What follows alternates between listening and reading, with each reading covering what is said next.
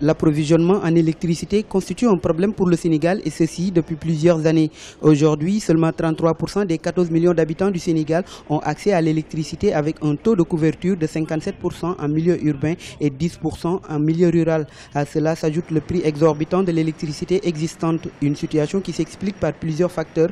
On peut citer la dépendance du pays à l'énergie fossile. Étant essentiellement dépendant des énergies fossiles, le Sénégal se trouvait dans une mauvaise posture, étant donné qu'il est déjà extrêmement difficile de contrôler les aléas de cette source d'énergie.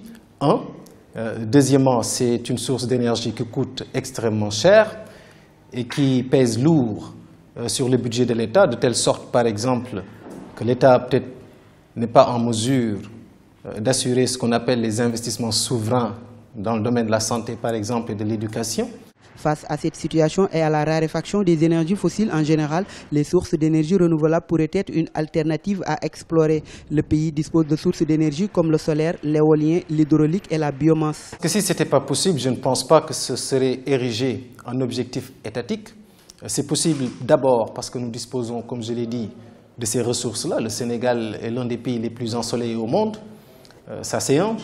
Et deuxièmement, nous sommes, en tout cas au niveau de la Grande Côte, pourvu de ressources éoliennes considérables.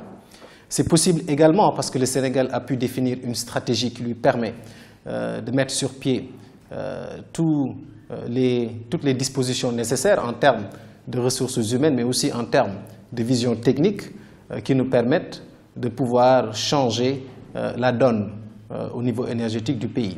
L'État du Sénégal compte réduire au maximum sa consommation en électricité en installant des lampadaires solaires photovoltaïques autonomes dans les édifices publics. Le pays va accroître de 20% d'ici à 2017 la part des énergies renouvelables.